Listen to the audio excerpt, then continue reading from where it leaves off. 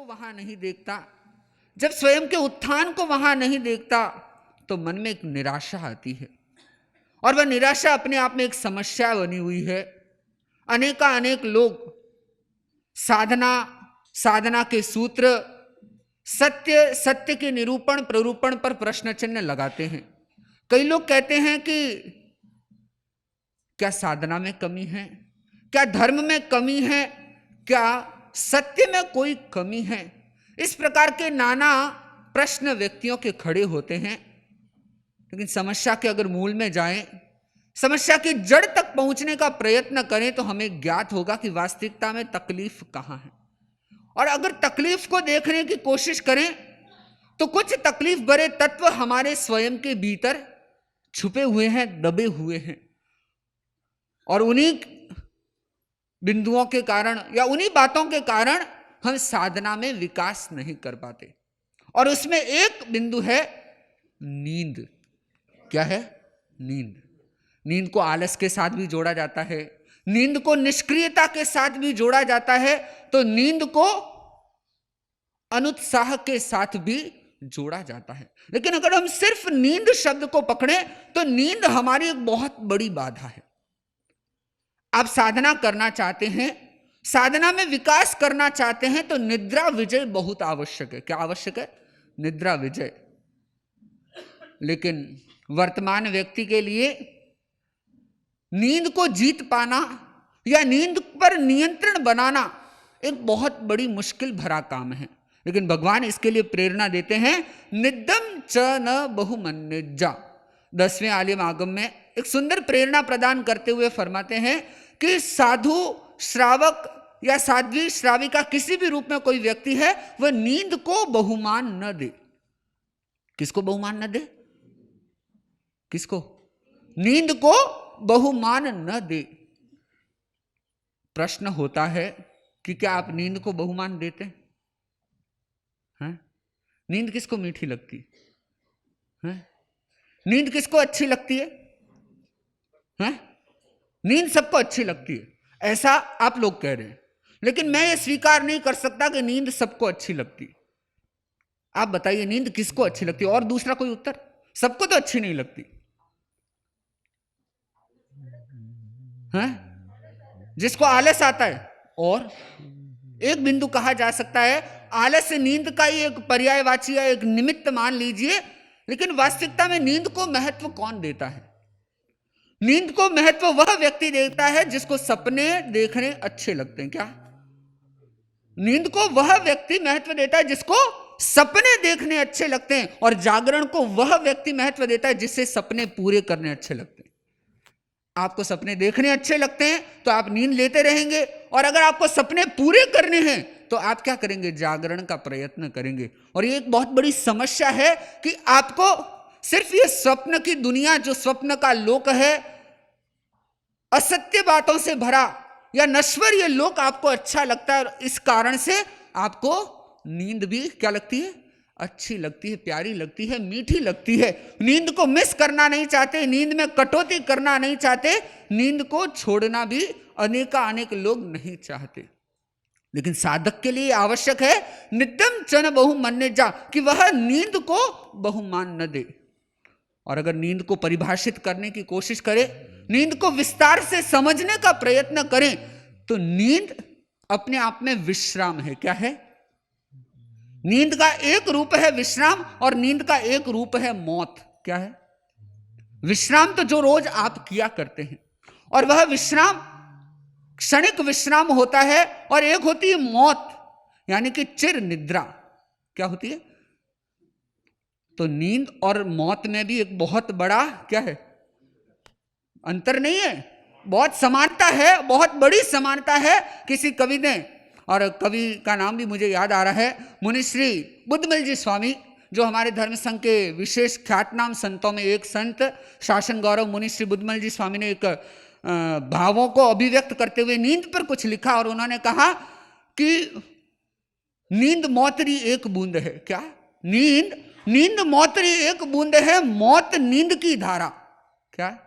नींद मौतरी एक बूंद है, मौत नींद की धारा। बूंद बूंद करता धारा में बह गया मानस सारा। एकदम सीधी सपाट परिभाषा दे दी कि नींद है वह एक क्षणिक मृत्यु है और मृत्यु है वह चिर निद्रा है। एक बहुत बड़ी समानता है दोनों में, लेकिन आप मौत वाली नींद तो अभी ले नहीं रहे। आप कौन सी नींद लेते हैं? क्षणिक नींद लेते हैं और उस क्षणिक निद्रा में विश्राम देखते हैं। क्या देखते हैं? विश्राम। लेकिन प्रश्न होता है कि क्या आप नींद में विश्राम को पाते हैं? क्या आपकी नींद आपको विश्रांत बना देती है? जीवन में जहां सक्रियता बनी हुई है, श्रम का महत्व है, तो वहां विश्राम का भी महत्व है, विश्राम की भी अपेक्षा होती है। लेकिन आप लेट भी जाते हैं, सो भी जाते हैं, लेकिन विश्राम नहीं हो पाता। क्या नहीं हो पाता? विश्राम नहीं हो पाता। आप देखिए, आपकी जीवन शैली को देखिए, आपके नींद से उठने के बाद के क्रम को देखिए, आपको पता लग जाएगा। बहुत सारे लोग ऐसे हैं जो नींद से उठने के बाद भी आंखें मलते रहेंगे, बाजी अमीज उठे, व्याख्यान में भी ऐसे होने लग जाता है। ये क्या होता है कि वह नींद आपको विश्राम तो नहीं दे पाई। और कई कई लोग ऐसे होते हैं जो नींद में ख्यालों में खोते रहते, डूबते चले जाते। और कई लोग नींद में बोलते भी, मारवाड़ी में क्या है, जग के क्या, रात को नींद में बोलते भी हैं बहुत सारे लोग। एक आदमी दुकानदार, वो कहना चाहिए कि दुकानदारी उसकी रग रग में घुसी हुई थी, डीएनए तक दुकानदारी पहुंच चुकी थी। दुकानदारी कहां गई? डीएनए तक, खून के कतरे तक चली गई। तो रात को वह सो रहा था नींद में, और नींद में सोते सोते उसने क्या किया? एक कपड़े को फाड़ दिया। फाड़ा जोर से, उसकी पत्नी उठ गई, अरे भाई अभी तो रात है। तो कह नहीं, अभी 2 मीटर फाड़ा है। क्या कह रहे भाई, कहां 2 मीटर और कहां कपड़ा? बोले नहीं, मैंने कपड़ा फाड़ा है। फिर उसे भान हुआ कि मैं तो कहां हूं, सो रहा हूं। और सोते सोते उसने क्या किया? कपड़ा फाड़ दिया। और आप लोग भी नींद में स्वप्न देखते हैं, नींद में विचार करते हैं, और वही विचार आपका विश्राम नहीं होने देता। क्या नहीं होने देता? आपकी नींद में कितनी विकृतियां आपको सोचने की जरूरत है। पहली बात को, रात को जो चिंतन चलते रहते हैं, साउंड स्लीप के अभाव में, गहरी नींद के अभाव में, आपका वह विश्राम भी सही नहीं हो पाता। और नींद की दूसरी बड़ी तकलीफ, और ये सारी तकलीफों पर आप चिंतन करना, सारी चीजें जो अपने आप में हकीकत को बयां करती है, और ये हकीकत आपके जीवन में अनेक अनेक समाधान भी आपको दे सकती है। बहुत सारे माता पिता आते हैं, महाराज बच्चा सुनता नहीं है, बच्चा मानता नहीं है। बहुत सारे माता पिता शिकायत करते हैं कि महाराज बच्चा दर्शन करने को नहीं आता, त्याग पचकान नहीं लेता, धर्म को नहीं समझता, इसको ज्ञान नहीं चढ़ता, बुद्धि नहीं है, ऐसा वैसा, विवेक नहीं है। बहुत सारे क्या बताते हैं, शिकायत भरे पहलू रखते हैं। और उन तमाम शिकायतों का समाधान इस एक बात में छिपा हुआ है। आप एक तो रात को विचारों में सोते हैं, वह आपका सही विश्राम होने नहीं देता। और दूसरा, जो लोग दिन को सोते हैं, किसको सोते हैं? दिन को, वह अपने साथ एक बहुत बड़ा अन्याय कर रहे हैं। क्या कर रहे हैं? सूर्योदय हो चुका, सूर्योदय होते हुए भी कहना चाहिए कि घंटा, 2 घंटा, 3 घंटा, 5 घंटा बीत गए, लेकिन अभी तक बिस्तर में है। कहां है? कुछ रोज पहले एक बहन मेरे पास बैठी थी, तो मैंने उससे पूछ लिया कि सुबह कितने बजे सोती है। क्या पूछा? मैंने ही पूछा, हो दूसरे ने नहीं पूछा।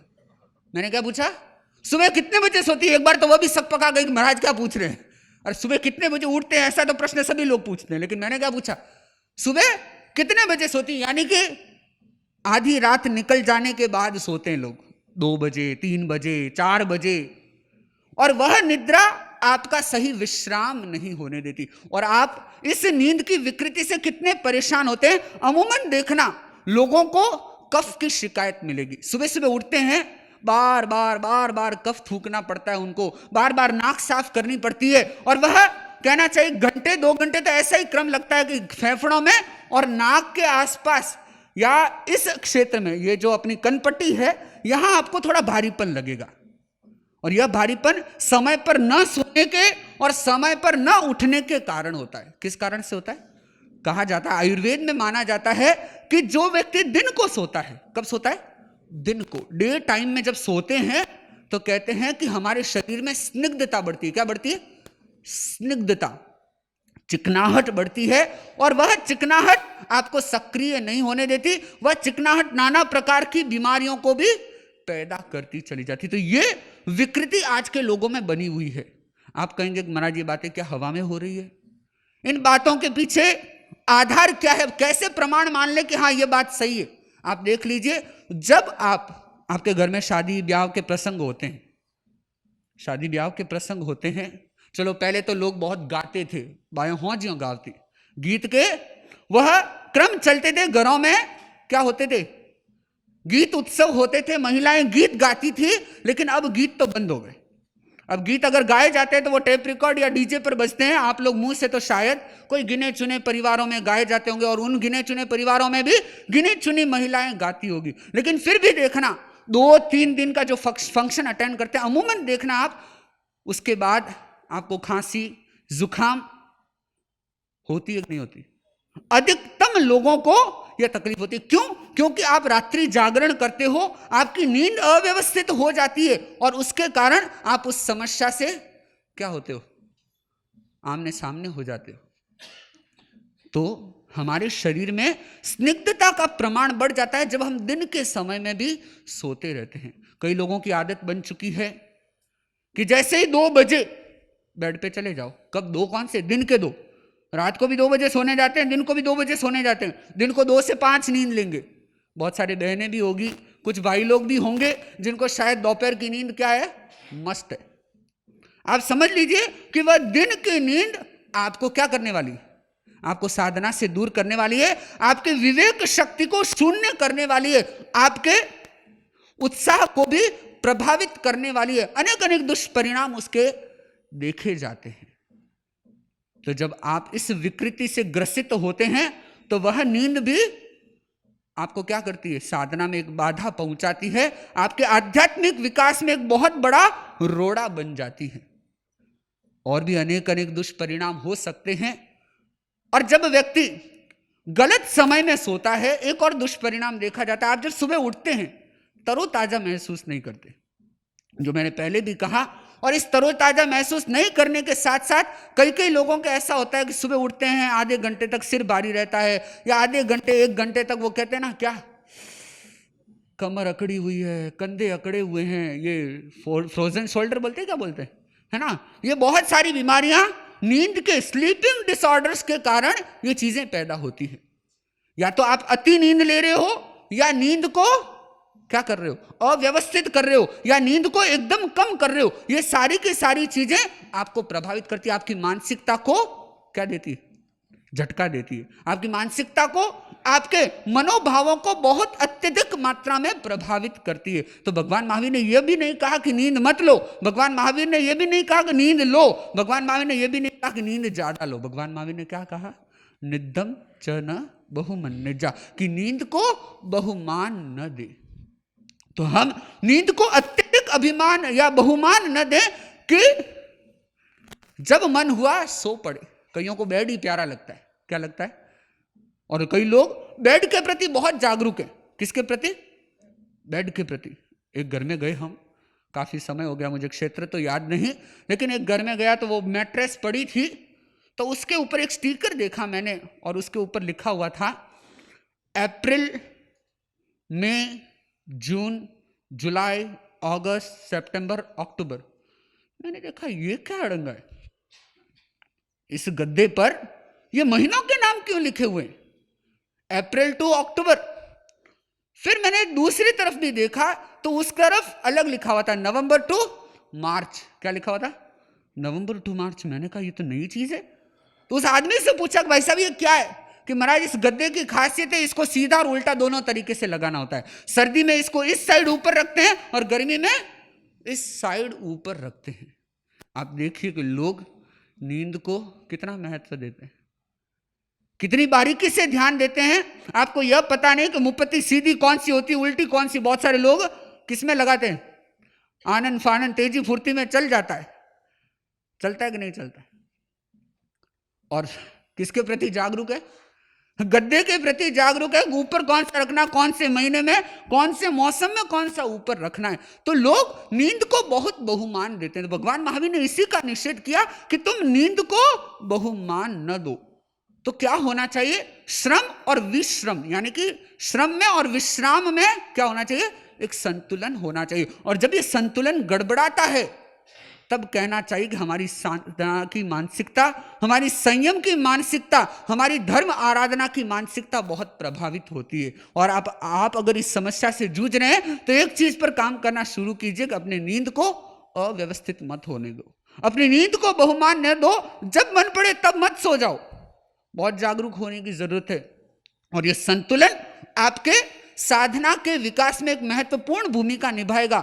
आप इसे चाहे कॉपी में नोट कर लेना, चाहे दिमाग में नोट कर लेना, चाहे आज ही से इस क्रम को अपनाना शुरू कर देना, आप इस प्रभाव को निश्चित रूप से देखेंगे। निदम चन बहुमन्य जा। तो हमें क्या करना है? संतुलन बिठाना है। संतुलन बहुत जरूरी होता है। एक महान दार्शनिक थे, उनके पास अनेक अनेक लोग अपनी समस्याओं को लेकर के जाते थे समाधान पाने को। एक बार ऐसा हुआ कि एक आदमी आया और बोला कि महाराज मैं अपनी पत्नी से परेशान हूं। क्या बोला? हाँ, क्या बोला? अरे बोल तो दो, परेशान हो कि नहीं हो तो भी। अरे सच है झूठ है जो भी है आपके जीवन का, हाँ क्या पत्नी से परेशान? उसने बोला कि मैं पत्नी से परेशान हूं, आप मुझे कुछ उपाय बताइए। तो उस दार्शनिक ने बोला कि तुम्हें पत्नी से क्या परेशानी है? तो उसने कहा पत्नी से मुझे दो परेशानी है, एक तो वह क्या है? आलसी है। क्या है? एक वह आलसी और दूसरा वह कंजूस है। क्या है? कंजूस है। उसने कहा बड़ी गजब की बात है, तुम्हें अपनी पत्नी से यह समस्या है कि वह कंजूस है और दूसरी समस्या क्या है? वह आलसी है। तो उसने बोला कि तेरे को समाधान बताने से कुछ नहीं होगा, तू तेरी पत्नी को भेज। क्या बोला? तेरी पत्नी को भेज, तू चला जाए यहां से, तेरी पत्नी को मेरे पास भेज देना। उसकी पत्नी भी उस दार्शनिक के पास पहुंची और दार्शनिक ने उससे कहा कि मेरी ये जो मुट्ठी है अगर ये बंद रहे तो क्या होगा? क्या पूछा? क्या पूछा? मेरी ये मुट्ठी है वह बंद रहे तो क्या होगा? क्या होगा? हाँ नहीं, और इतना भी दर्शन में मत जाइए। सामान्य जो चिंतन है, सामान्य पक्ष है, उसको उजागर कीजिए। मुट्ठी बंद है, क्या होगा? अरे भाई हाथ अकड़ जाएगा। क्या होगा? कहां बंद की बंद रह जाएगी, वो क्या रहस्य बना रहेगा? ऐसी कोई बात नहीं है। क्या होगा? हाथ अकड़ जाएगा। और अगर मैं हाथ खुला का खुला रखूं तो क्या होगा?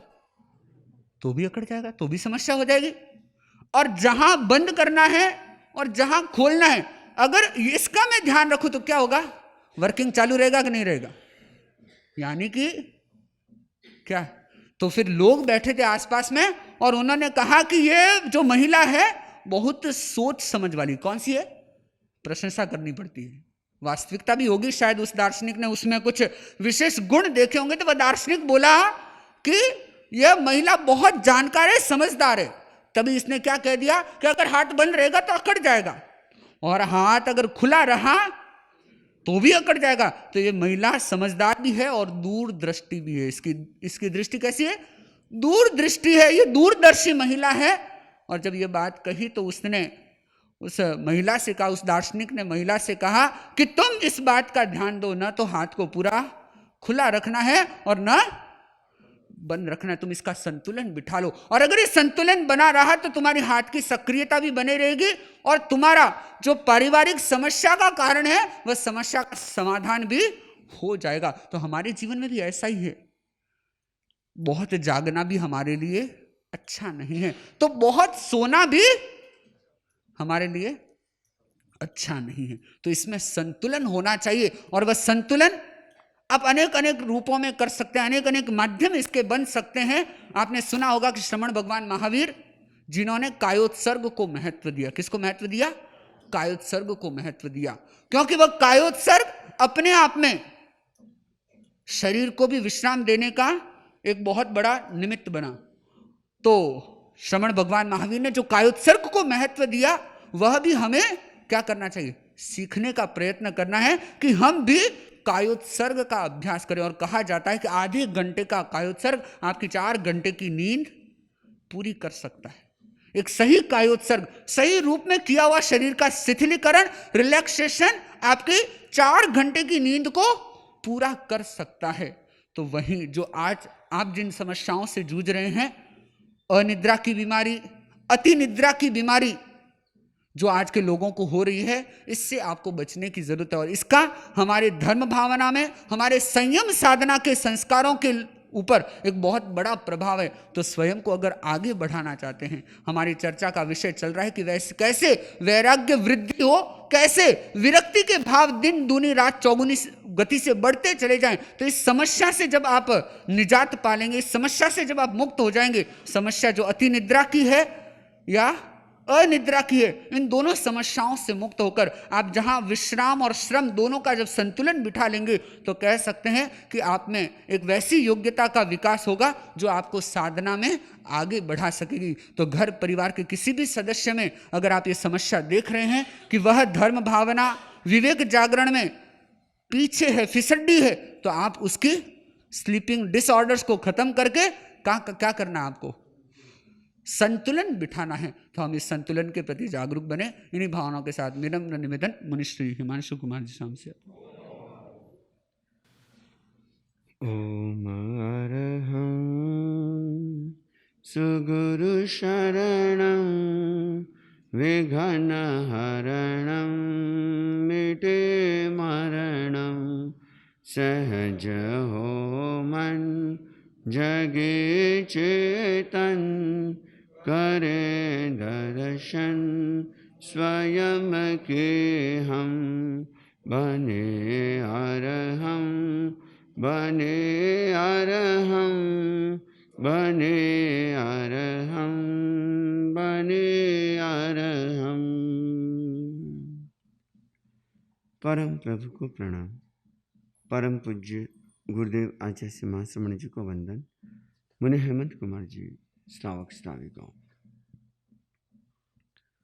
जिस संसार में हम रहते हैं उस संसार को एक बहुत सुंदर उपमा दी जाती है कि यह संसार क्या है? अरे रोज एक ही उपमा दोगे, कभी तो नहीं भी देंगे ना। यह संसार नाट्यशाला है। क्या है? नाट्यशाला। नाट्यशाला में क्या होता है? नाटक होते हैं, ठीक है ना। और लोग उन नाटकों को देखते हैं। और नाटक में क्या होता है? नाटक में क्या होता है? हर व्यक्ति का अपना अपना एक किरदार होता है, एक रोल होता है। और आप देखना, हर व्यक्ति अपना अपना रोल निभाता है। हम भी यही कर रहे हैं। यहाँ पे जितने बैठे हैं ना, सब के सब क्या है? एक्टर है, अभिनेता। क्या शब्द आता है? अभिनेता, अभिनेत्री। अर्थात जो कुछ एक्टिंग करते हैं और कई बार उसमें होता है रियलिटी नहीं होती। और जितने भी आप देखना, आप मूवी देखते होंगे, सीरियल देखते होंगे, जितनी भी चीजें देखते हैं ना, उसमें रियलिटी होती है क्या? रियलिटी नहीं होती। उसमें सिर्फ एक कल्पना, सिर्फ एक दिखावटीपन बाहर दिखाया जाता है, भीतर में वह कुछ नहीं होता। और हम उसको क्या मानने लग जाते हैं? सच मानने लग जाते हैं। यह संसार भी इसी तरह से है कि जब जन्म होता है तो कहते हैं उस समय कोई भी संबंध नहीं होता। जन्म होने के साथ में संबंधों की दुनिया प्रारंभ होती है। और संबंधों की दुनिया में सबसे पहला संबंध क्या बनता है? माता पिता। सबसे पहला संबंध माता पिता का बनता है। और फिर उसके बाद में क्या होता है? अच्छा, दादा दादी, चाचा चाची, मामा मामी, जो भी, अर्थात जो पिता के परिवार से संबंधित है वो दादा का परिवार कह दो, और इधर फिर माँ का, मम्मी का माँ का परिवार कह दो। इधर धीरे धीरे धीरे धीरे यह संबंधों की दुनिया बढ़ती जाती है। और एक एक व्यक्ति न जाने कितने कितने तरह के रोल निभाता है। निभाते कि नहीं निभाते आप लोग? कोई माँ का रोल भी निभा रहा है, पत्नी का रोल भी निभा रही है, और है बहन का रोल भी। अच्छा, और अच्छा, अब कोई बाप का रोल निभा रहा है, तो कोई बेटे का रोल भी निभा रहा है, कोई भाई का रोल भी निभा रहा है, कोई दादा का रोल भी निभा रहा है, कोई ससुर का रोल भी निभा रहा है, कोई मित्र का रोल भी निभा रहा है, और आप क्या कर रहे हो? पूरी जिंदगी ये रोल निभाते निभाते, अभिनय करते करते करते करते मूवी पूरी हो जाती है।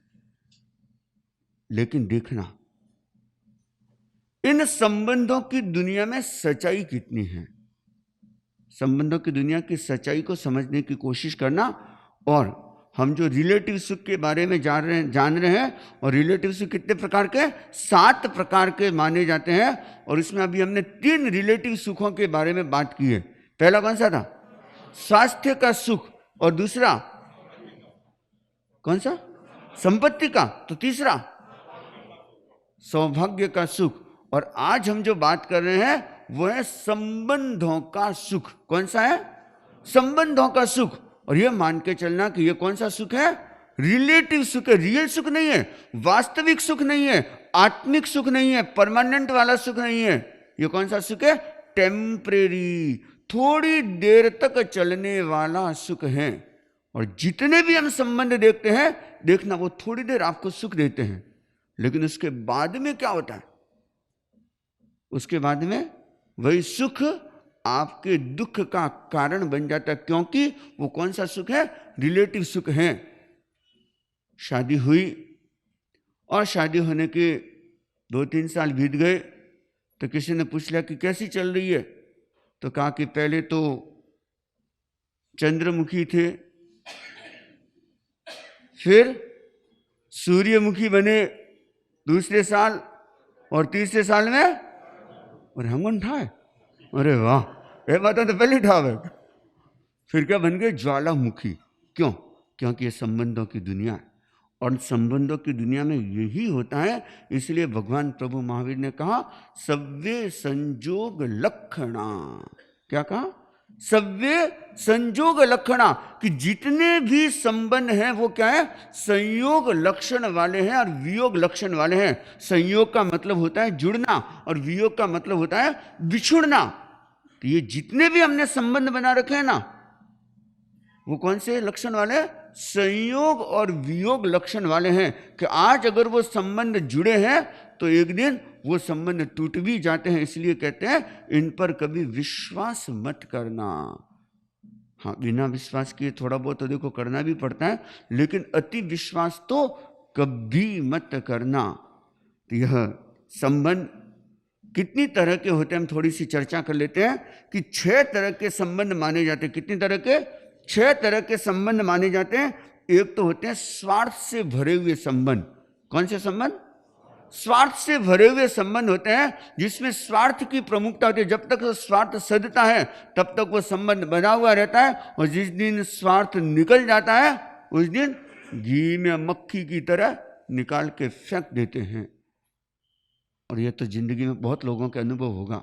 जब तक उस व्यक्ति का स्वार्थ था, हंसते खिलते बोलता था, बतलाता था, आता था, बैठता था, मान सम्मान देता था, और जैसे स्वार्थ पूरा हुआ साफ मुंह भी नहीं दिखाता। जब तक आपके पास में पैसा था, धन था, दौलत थी, तब तक वो आपको अपना मानता था। और जैसे ही मान लो कोई ऐसी स्थिति आई तो फिर क्या होता है? बेटा माँ बाप को कब तक पूछता है? कब तक? कि जब तक उनके पास में संपत्ति होती है ना, तब तक तो बेटा माँ बाप करता है। लेकिन अगर कभी ऐसी स्थिति कि बाप के पास में, बेटे माँ के पास में कुछ नहीं है, तो शायद ऐसे माँ बाप भी देखे हैं। उनकी हालत अगर देखो, बेटे बहुत संपन्न है, बहुत संपन्न है, लेकिन उन माँ बाप की हालत देखो। हम एक जगह थे, थली में विहार कर रहे थे, एक घर में गए, और वहाँ पर जब उस घर की स्थिति देखी ना, तो बस ये कह दो कि आंख से आंसू नहीं टपके, बाकी सब कुछ हो गया। उस घर की स्थिति कि उनके 4 बेटे, और चारों बेटे इतने संपन्न हैं, लेकिन वो जो माँ बाप है, एक की उम्र लगभग 90 साल की उम्र होगी, और एक की माँ जी की उम्र लगभग 88 साल की होगी। वो माँ जी घसीट करके जैसे तैसे करके वो अपना काम चलाती है। लेकिन उन पुत्रों को यह नहीं है कि मैं अपने माँ बाप को संभाल लूं, क्योंकि अब ऐसी स्थिति में आ गए। और आज एक नया कल्चर चल पड़ा, कि अगर माँ बाप निकम्मे हो जाते, मतलब कि माँ बाप ऐसी स्थिति में आ गए, अब उनकी सेवा करना शायद बेटे बहुओं के लिए सरदर्द हो जाता कह दो, या संभव नहीं हो पाता। लेकिन यह भी सोचना, अरे एक दिन बुढ़ापा आपको भी आना है, हमको भी आना है। हम अगर वृद्ध साधु साध्वियों की सेवा में रहते हैं, और अपना तो नियम है, तेरापन धर्म संघ की बड़ी सुंदर परंपरा है कि हर साधु साध्वी को 3 वर्ष तक, कितने वर्ष तक? 3 वर्ष तक वृद्ध साधु साध्वियों के जो अपने सेवा केंद्र हैं, संतों के 2 सेवा केंद्र हैं फिलहाल, और साध्वियों के 5 सेवा केंद्र हैं, उन सेवा केंद्रों में हर साधु साध्वी को 3 वर्ष तक सेवा देना अनिवार्य होता है। कितने वर्ष तक? और अगर गुरुदेव फरमा दे कि देखो तुमको यहाँ पे सेवा केंद्र में रहना है, आप मना नहीं कर सकते। 3 वर्ष तक आपको मना करने का कोई अधिकार नहीं है। हाँ ठीक है, कोई शारीरिक स्थिति ऐसी हो तो आप निवेदन कर सकते हैं कि गुरुदेव अभी मेरी स्वास्थ्य की अनुकूलता कम है, मैं अगले साल या मैं और समय बाद में कर सकता हूं, लेकिन आप मना नहीं कर सकते। क्योंकि आज उन साधु साध्वियों ने, ठीक है वो ऐसी स्थिति में पहुंच गए, लेकिन एक समय तक उन्होंने धर्म संघ की कितनी सेवा की है, और आज उनको जरूरत है। तो अगर हम नहीं संभालेंगे तो कौन संभालेंगे? हम साधु साध्वी अगर उनकी सेवा नहीं करेंगे तो कौन करेंगे? हम अगर उनको चित्त समाधि नहीं पहुंचाएंगे तो कौन पहुंचाएगा? तो आप भी सोचना, चाहे वो सास ससुर भी हो सकते हैं, चाहे वो आपके माता पिता हो सकते हैं, लेकिन एक बात ध्यान रखना कि जो हमारे माता पिता हैं, चाहे वो सास ससुर के रूप में है, कम से कम बुढ़ापे का समय आए ना, उस समय उनको जरूर समाधि देने की कोशिश करना, ताकि उनकी गति अच्छी हो जाए। और यह सबके साथ होना है। और यह भी देखना कि अगर आप अपने माता पिता की सेवा करते हैं, ठीक है, एक सांसारिक एक लौकिक दायित्व अपना कर्तव्य माना जाता है, लेकिन आप अगर अपने माता पिता की सेवा करते हैं तो निश्चित मान के चलना आपके संतान के भीतर भी वो सेवा के संस्कार जरूर आएंगे। और नहीं तो आप कभी कल्पना मत करना कि आप अपने माता पिता को वृद्धाश्रम में भेज करके आप बड़े सुख से, बड़े अच्छी तरह से, ढंग से अपने बेटा बेटी से सेवा करवा लोगे। अरे बेटी तो फिर भी शायद कई बार आकर के संभाल लेती है, लेकिन बेटे, कोई भाग्यशाली ऐसे माता पिता होंगे या ऐसी संतान होंगी जो अपने माँ बाप की इस तरह से सार संभाल कर लेती हैं।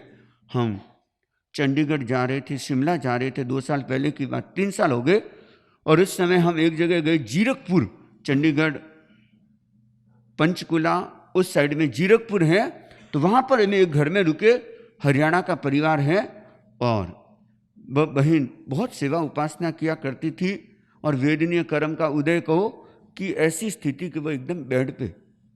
तो बेटा अमेरिका रहता था, और बेटा आया, जब पता चला कि माँ के ठीक नहीं है तो सूचना मिली, तो वह तत्काल पहुंचा, और उसने माँ से कहा कि माँ एक काम करो, मैं आपको अमेरिका ले चलता हूँ, वहाँ पर रहेंगे और आपका इलाज भी करवा दूंगा। तो माँ ने कहा कि देख बेटा, वहाँ पे मैं चली तो जाऊँगी और तू मेरी सेवा में भी कोई कमी नहीं रखेगा, मुझे विश्वास है, लेकिन देख यहाँ पर हूँ तो कम से कम यहाँ पर मुझे साधु साध्वियों के दर्शन तो होते हैं ना, यहाँ पर मुझे साधु साध्वियाँ दर्शन देने के लिए आ भी जाते हैं, वहाँ मुझे कौन देने आएगा? और देख मेरी इच्छा है कि मैं साधु साध्वियों के मेरे दर्शन होते रहे। आप ताज्जुब करोगे, आज के समय में ऐसी भी संतान हैं जिस पर गर्व कर सकते हैं। उस भाई ने साल की उसकी जो सैलरी थी ना, शायद 2.5-3 करोड़ की सैलरी थी, उस जॉब को छोड़ करके वो अपने माँ के साथ में रहने लगा। ऐसे भी उदाहरण मिलेंगे, और ऐसे भी उदाहरण मिलेंगे। शायद मारवाड़ की घटना है, माता पिता के पास में खूब धन था, और बेटे ने देखा कि अब क्या करें। अब माता पिता, उनका गांव में मन लगता था तो वो गांव में रहते थे, और संतान की नज़र अपने माता पिता के धन पर थी। तो उन्होंने एक दिन ऐसी प्लानिंग की, वो आए और कहा कि माँ बापूजी अपने एक काम करते हैं, अपने शहर में चलते हैं, वहाँ रहेंगे, आप बेंगलोर चलिए हमारे साथ, वहाँ पे रहना, और यहाँ का हम व्यवस्था सारी समेट लेते हैं, वहाँ पे चलेंगे। तब उसने क्या किया, जितना धन जो कुछ था कीमती सामान सारा का सारा ले लिया और कहा कि वो उनको स्टेशन पर ले गया, सामान पैक किया, ले गया, और ले जाने के बाद में कहा कि आप बैठो और मैं आता हूँ थोड़ी देर में। घंटा बीता, 2 घंटे बीते, 4 घंटे बीते, आने का कोई प्रश्न ही नहीं। तो कुछ गांव के लोगों ने कहा कि आप यहाँ पे क्यों बैठे? कि नहीं, वो बेटा आने वाला, हमको है ना बेंगलोर जाना है। तो कहा कि वो तो गया। कहाँ? वो तो बेंगलोर गया। और फिर अब क्या करे, सारा का सारा जितना धन जो कुछ भी था सबका सब वो ले गया, और वो वहां पर अब क्या करेंगे? अब सोचो उनकी क्या स्थिति होगी। और उस समय गांव वालों ने चिंतन करके वापस इस तरह से व्यवस्था की कि वह वापस धन लेके आए, और अपने उन जो बूढ़े बूढ़ी थे वापस उनकी व्यवस्था सुचारू रूप से की। और करने के बाद में उन माता पिता ने क्या किया कि अगर जब तक हमें तब तक यह धन हमारे पास में नहीं, तो उसके बाद में यह समाज का।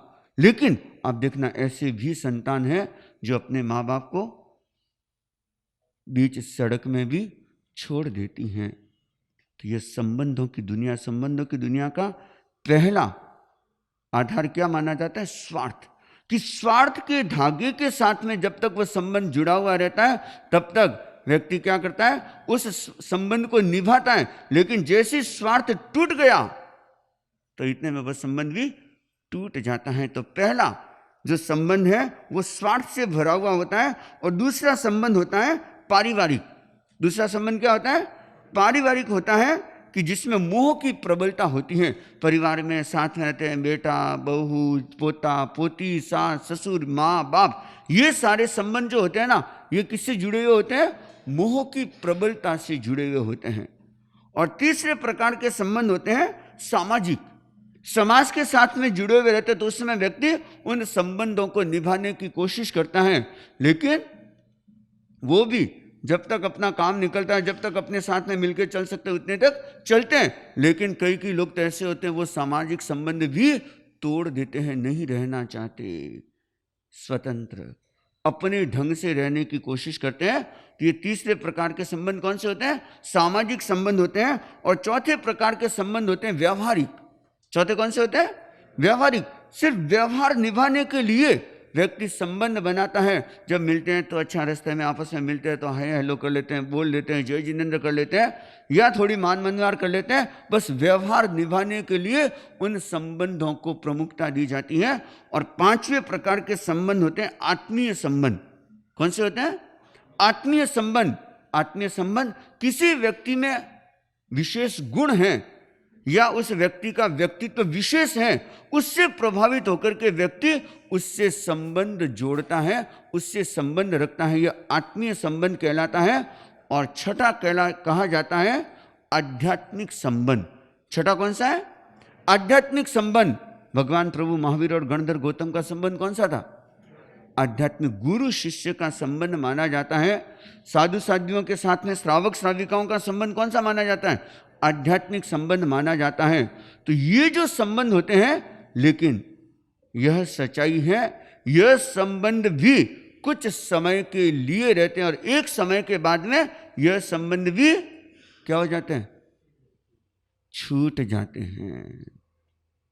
और जब ये संबंध छूट जाते हैं तो आप सोचो कि जो स्वार्थ के धागे पर टिके हुआ संबंध है वो कितने समय करेगा? उसकी उम्र कितनी है?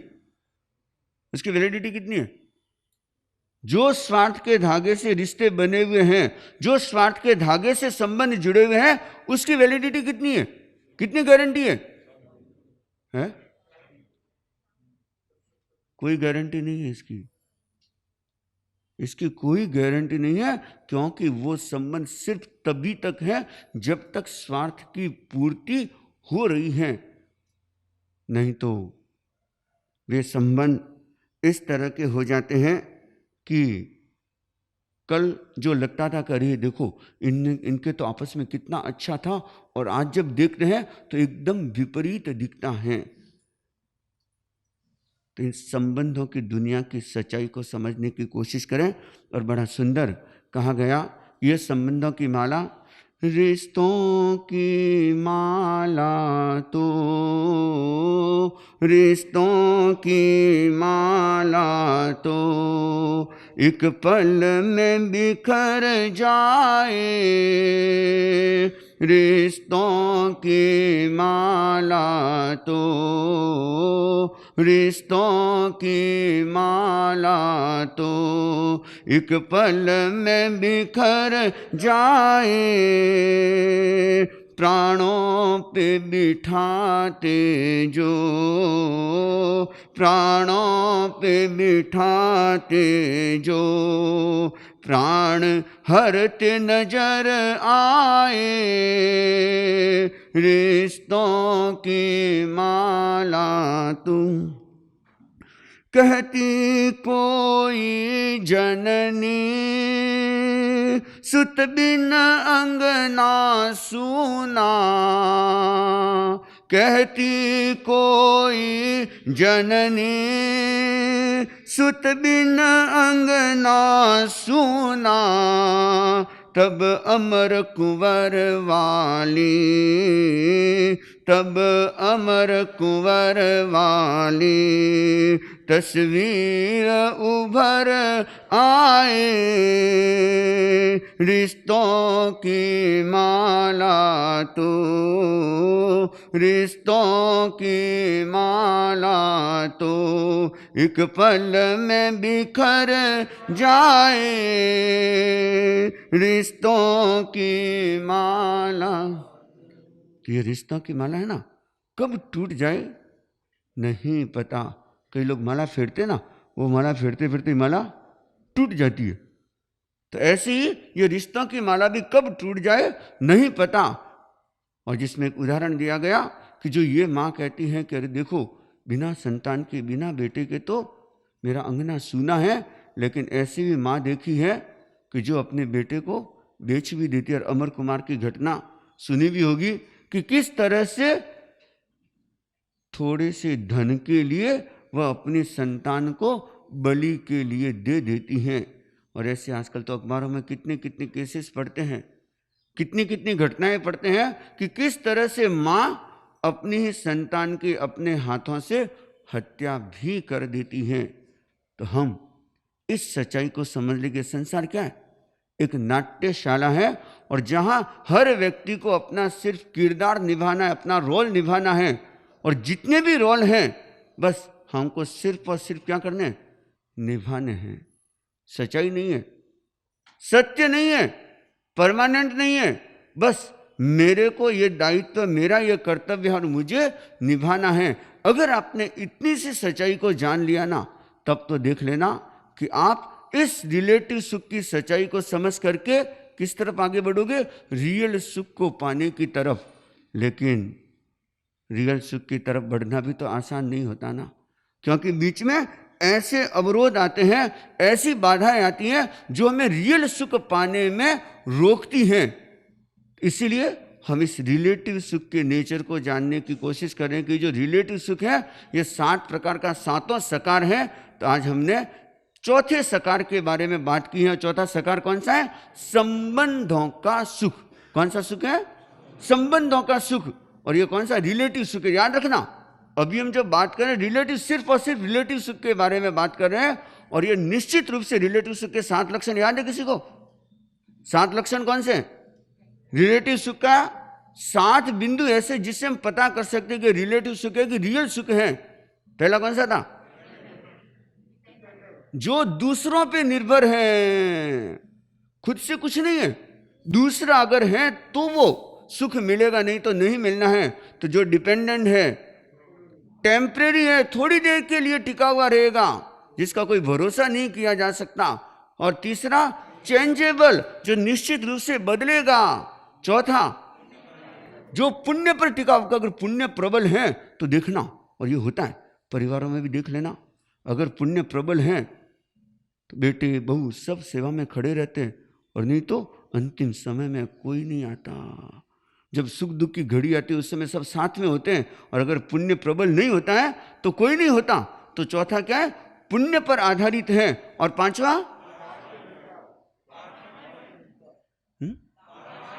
जो बाहर से मिलता है। और छठी बात, जो घटता जाएगा। रिलेटिव सुख है ना, जितना है वो धीरे धीरे घटता ही जाएगा, बढ़ने की उसमें कोई संभावना नहीं है। और सातवां लक्षण क्या था? वो और चाहिए, और उसमें लालसा बढ़ेगी, और उसमें आसक्ति वृद्धि बढ़ेगी। तो ये सारे रिलेटिव सुख के लक्षण हैं। तो आज हमने चौथे सुख के बारे में जान लिया। अभी 3 सुख और बाकी हैं, उसके बारे में फिर हम और आगे जानने समझने की कोशिश करेंगे।